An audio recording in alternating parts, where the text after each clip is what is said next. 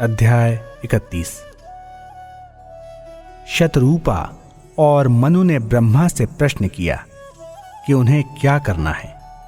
ब्रह्मा ने मुस्कुराते हुए कहा, एक दूसरे का साथी बनो और पृथ्वी पर मनुष्य जाति को जन्म दो। इस आदेश के अनुसार उन्होंने पृथ्वी पर मनुष्यों को जन्म दिया। इस प्रकार से ऋषि शुक ने सम्राट को समझाया। इस पर सम्राट ने प्रश्न किया, स्वामी, मैंने अपने अनुभव से जान लिया है कि पृथ्वी में समस्त दुखों की जड़ यह मोह है। मुझे इसको सुनने की इच्छा नहीं है। मुझे यह समझाइए कि मोह, माया व प्रेम से कैसे दूर जा सके। इन अंतिम दिनों में मनुष्य को क्या करना है? किस नाम को वह अपने मन में रखे जिससे कि जन्म मरण के चक्र से छुटकारा पा सकें? मुझसे यही कहिए। शुक को इस प्रश्न से अत्यंत प्रसन्नता हुई। उन्होंने उत्तर दिया, हे सम्राट, आप ऋषियों की अत्यंत भक्ति के साथ सेवा करते हैं। इनकी इतनी अधिक उपस्थिति इसी का परिणाम है, क्योंकि साधारणतः वे ऐसी संख्या में इस प्रकार उपस्थित नहीं होते। सम्राट ने इसका प्रतिवाद किया, नहीं स्वामी, मैं अत्यंत पापी हूं। मुझ में आध्यात्मिक उन्नति हुई ही नहीं। यदि मुझ में तनिक भी गुण होते या मैंने ऋषियों की सेवा की होती तो आज ब्राह्मण का भी शाप नहीं मिलता। आज जिस सौभाग्य से इतने महात्माओं का साथ मिला या आपकी पद सेवा का सुयोग मिला, वह केवल मेरे पूर्वजों के गुणों का ही फल है। मुझे पूर्ण विश्वास है कि इसमें मेरा कोई हाथ नहीं है। श्याम सुंदर श्री कृष्ण ने जो करुणा मेरे पूर्वजों के प्रति की है, वही इसका कारण है। जो व्यक्ति मेरे समान संसार रूपी गर्त में पड़ा है और शारीरिक सुखों में डूबा है, वह एक मुहूर्त के लिए भी उनका ध्यान नहीं करता जो चिर सत्य है, अनंत है व परम पवित्र है। क्या कभी हम आपको साकार रूप में सामने देखने की आशा कर सकते हैं, जो मनुष्यों के अनजाने वनों के शांत वातावरण में घूमते हैं? वास्तव में यह भाग्य का अनोखा उदाहरण है। यह समस्त मेरे पितामहों के आशीर्वाद और श्री कृष्ण की करुणा का परिचय है। मेरे लिए आपके हृदय में स्नेह है, अतः आप इसे मेरे कर्म फल मानते हैं। मैं अपनी दुर्बलताओं से भली भांति परिचित हूं। कृपया इसी प्रकार मुझ पर आप अपनी कृपा व स्नेह का वर्णन करते रहें और मुझे यह निश्चय कर लेने में सहयोग दें कि जो व्यक्ति मृत्यु को पाने जा रहा है, उसको क्या अपनाना है व क्या त्यागना है। यह सलाह देकर मेरे दिनों को उपयोगी कीजिए। केवल आप ही इस समस्या को सुलझा सकते हैं। मुझे भागवत की व्याख्या सुनाइए, जैसा कि आपने कहा। आपने यह भी कहा कि यह मुक्ति व सफलता का आधार है तथा पापों को विनष्ट करेगा। मुझे श्री कृष्ण के नाम का अमृत पान करने दीजिए। इस प्रकार से उन्होंने विनती की। शुक ने हंसकर राजा को कहा, वेदों के समान भागवत भी श्रद्धा के योग्य है, ज्ञान के योग्य है। द्वापर युग के अंत में गंधमादन पर्वत में अपने पिता व्यास के आश्रम में मैंने इसको सुना था। इसी को मैं तुम्हारे लिए दोहराऊंगा। इस पर राजा ने हाथ जोड़कर कहा, हे श्रेष्ठ योगी, मैंने सुना कि आप वह योगी हैं जैसे जन्म के मुहूर्त से ही वैराग्य प्राप्त है। बुद्धि व मन की पवित्रता के लिए बिना किसी प्रचलित अनुष्ठान के ही आपको वास्तव के पूर्ण ज्ञाता अनुष्ठान जैसे जात कर्म, नामकरण, उपनयन आदि हैं। और मैंने यह भी सुना कि उस सत्य के ज्ञान के बल पर आप मनुष्य समाज के बाहर वनों में रहते हैं।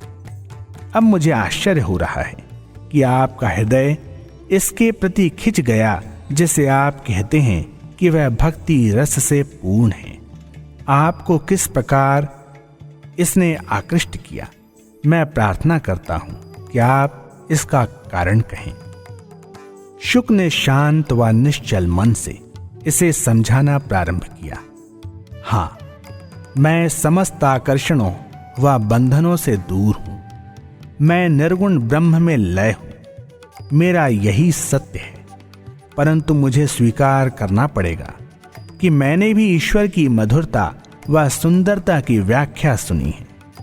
मेरा मन ईश्वर के गौरव गान व दैविक कार्यकलापों के वर्णन सुनकर हर्षित हुआ है। मैं शांत नहीं रह सका। एक उन्मत्त शिकारी के समान पढ़ व सुनकर ही आनंद से उन्मत्त हो गया। उनके मनोहर खेल आदि ने मुझे असीम आनंद प्रदान किया। आज के दिन मैं इसीलिए इधर आया कि कुछ उत्सुक श्रोताओं को सुनाने का अवसर मुझे मिलेगा। अतः आज मैं वह पवित्र भागवत तुमको व अन्य श्रोताओं को सुनाऊंगा। आप इसे सुनने के सुयोग्य पात्र हो। आपने मनुष्य के चरम उद्देश्य को प्राप्त करने की इच्छा रखी है। जो इसको व्याकुल हृदय से भक्ति के संग सुनता है, इसकी उपयोगिता व महत्व पर ध्यान देता है और मन पर जैसा यह प्रकाश डालता है उसी के अनुसार चलता है, वह वास्तविक आनंद में ही डूब जाएगा, जो सर्व प्रकारेण वासुदेव ही हैं। उनका हृदय मदन मोहन की आकर्षक सुंदरता के अमृत से भर जाएगा और उनको अद्वैत आनंद का ज्ञान होगा, केवल एक ही होने का आनंद। सबसे बड़ी साधना है पूरी भक्ति व लगन के साथ भगवान का नाम लेना और नाम संकीर्तन करना। इससे बढ़कर कोई साधना है ही नहीं। हे सम्राट, समय अल्प है, इस प्रकार की चिंता मत करो। ईश्वर की करुणा प्राप्ति के लिए अधिक समय की आवश्यकता नहीं होती। उस वृहत शक्ति की करुणा का वर्णन उतनी ही शीघ्रता से हो सकता है जितनी शीघ्रता से आंखों की पलकें गिरती हैं। इन 7 दिनों में मैं तुम्हें अनेक कथाओं को सुनाऊंगा। अनेकों की कथाएं जिनको आध्यात्मिक ज्ञान प्राप्त हुआ है, वासुदेव ने कैसे आध्यात्मिक सफलता के लिए उन्हें आशीर्वाद दिया व कैसे ईश्वर के नाम गान के द्वारा मनुष्यों को जन्म मृत्यु के बंधन से मुक्ति मिली। हम एक क्षण भी बेकार नहीं गवाएंगे। तुमको ज्ञात है कि तुम्हारे जीवन के 7 दिन ही बाकी हैं। अतः मेरा और तेरा की भावना को त्याग दो। शरीर की भावना जिसमें तुम हो व गृह को जिसमें तुम्हारा शरीर रहता है उसे त्याग दो। ब्रह्मांड स्वरूप माधव की कथा को ही ध्यान में रखो। उनकी विभिन्न अवतार गाथाओं के मधुर रस का ही पान करो। साधारणतः अनेक जन समुदायों के मध्य ही ऐसी कथाओं का वर्णन होता है, परंतु ज्ञान तभी होगा जबकि जो सुना जा रहा है उसमें संपूर्ण विश्वास की भावना रहे। यह विश्वास निर्मल व पवित्र हृदय का परिणाम है। सम्राट, एक और बात, ऐसे असंख्य वक्तागण हैं जो नैतिकता व आध्यात्मिकता पर केवल अध्ययन के आधार पर ही भाषण देते फिरते हैं। उनको स्वयं उसका अनुभव नहीं है। जिन कथाओं को वह सुनाते हैं उनमें ईश्वर की विभिन्न अवतार कल्प की सत्यता पर उनको तनिक भी विश्वास नहीं है। ऐसी व्याख्या उसी प्रकार बेकार है जैसे कि घी को अग्नि में ना समर्पण कर ठंडी भस्म पर डाला जाए। यह गलत व असफल मन को सुधार नहीं सकता।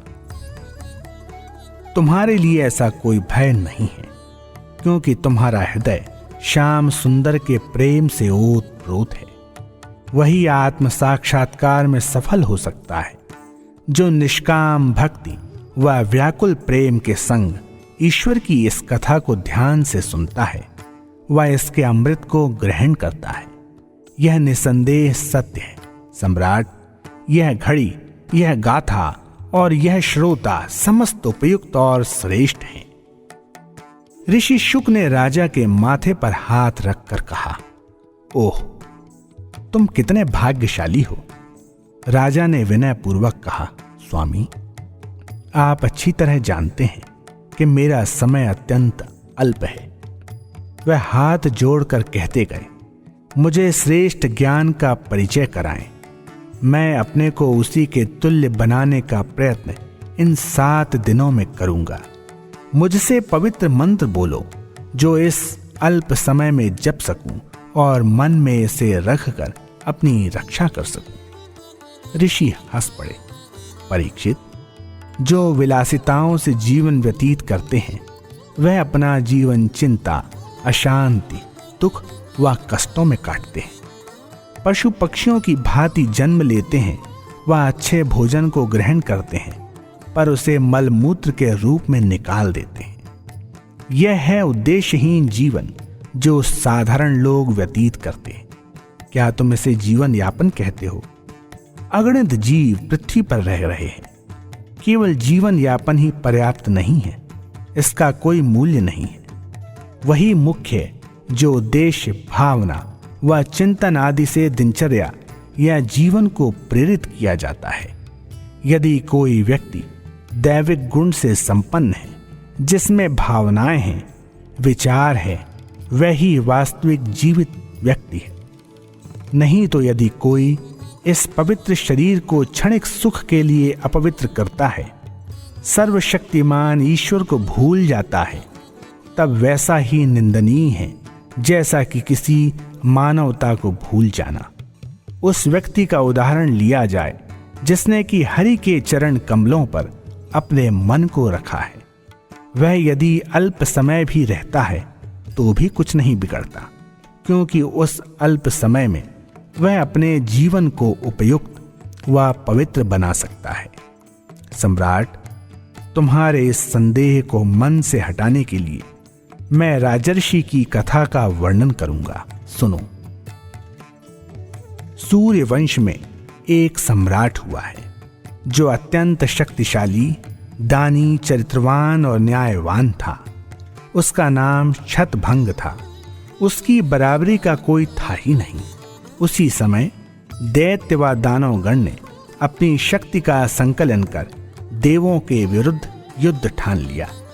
देवता हार जाने के भय से पृथ्वी पर चले आए और उन्होंने इस राजा की सहायता मांगी। सम्राट को भी युद्ध करने की इच्छा थी, अतः उन्होंने अपने हथियार एकत्र किए और रथ पर सवार होकर युद्ध क्षेत्र में आए।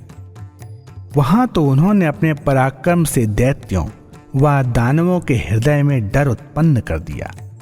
शत्रु इस भयानक युद्ध से बचने के लिए भाग गए। भागते हुए शत्रु का पीछा करना यह न्याय नहीं है, ऐसा सोचकर छतभंग युद्ध करने से रुक गए। देवगण राजा की सहायता व विजय से अत्यंत प्रसन्न थे। उन्होंने उनकी शक्ति व न्याय की बहुत प्रशंसा की और कहा, सम्राट, इतिहास में तुम्हारे समान कोई नहीं है। तुमने दानवों के विरुद्ध हमें विजय प्रदान की। हमारी इच्छा है कि इसके बदले में हमसे कुछ सहायता मांगो जो हम दे सकें। राजा ने उनसे कहा, हे देवगण, आपको तुष्ट करने के लिए यज्ञ किए जाते हैं। यह युद्ध जिसमें मैंने आज भाग लिया है, मेरे अनुसार यह एक यज्ञ है। आपसे मैं इससे बढ़कर और किस कृपा की आशा करूं?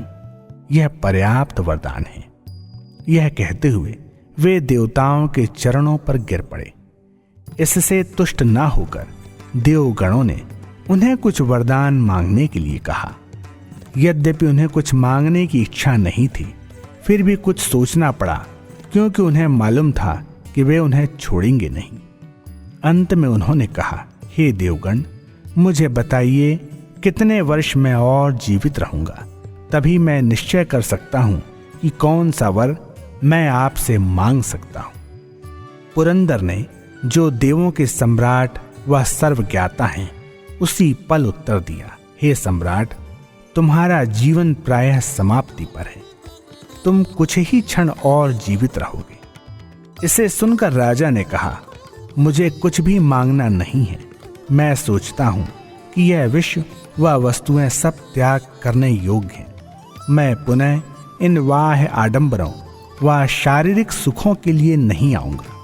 मुझे ईश्वर के परम सानिध्य का वर दें, जिससे लौटना ना पड़े, जिसके लिए समस्त जीवन न्यौछावर हो। तब वह आंख बंद कर ईश्वर का नाम जपने लगे और उस मुहूर्त के आने पर उन्हें हरि के चरण कमल की प्राप्ति हुई। अब ध्यान दो कि कितने अल्प समय में उसने बाह्य आकर्षणों को मन से त्याग दिया। इसी से ईश्वर के चरण उन्हें प्राप्त हुए, जहां भय का कोई स्थान नहीं है। तुम्हारे पास 7 दिन हैं, उसके पास तो केवल कुछ ही पल थे, अतः तुम्हें चिंता की कोई आवश्यकता नहीं है। इन दिनों में तुम अपने में आभ्यंतरिक पवित्रता लाओ और इसके लिए ईश्वर के अवतार ग्रहण की गाथा को ध्यान देकर सुनो। इस पर उपयुक्त गाथा के राजा छत्रभंग के वरदान को सोचकर परीक्षित ने तृप्ति के आंसू बहाए। उन्होंने पूछा, स्वामी, मुझे क्या करना है? आप निर्देश दें। मेरी आकांक्षा को व्यक्त करने के लिए मुझ में कोई शब्द नहीं है। मेरा हृदय आनंद से पूर्ण है। ऐसा कहते हुए वे शांत हो गए। शुक ने समझाया, सम्राट, अपने को वैराग्य रूपी हथियार से सज्जित करो। शरीर के प्रति स्नेह की भावना के टुकड़े टुकड़े कर दो।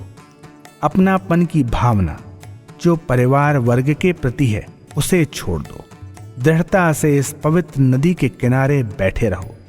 जब शुक कथा प्रारंभ करने लगे तो परीक्षित पुनः कुछ प्रश्न करने के लिए चिंतित हो उठे। इसे देखकर शुक ने कहा, तुम किसी कारणवश घबराए हो, पूछो और मन से उस संदेह को दूर करो। उसी क्षण राजा ने कहा, स्वामी, आप वास्तव में दया के सागर हैं। क्षुधित व्यक्ति के लिए स्वादिष्ट भोजन के समान आपके कथन मेरे तपते हुए हृदय को शांत करते हैं। गुरुदेव, कुछ समय पूर्व आपने सृष्टि के बारे में बताया था, मैंने इसे ठीक से नहीं समझा। निर्गुण ब्रह्म सगुण रूप क्यों धारण करते हैं, मुझे इसे बताइए। कहते हुए सम्राट उत्सुक हो ध्यान से सुनने के लिए बैठ गए।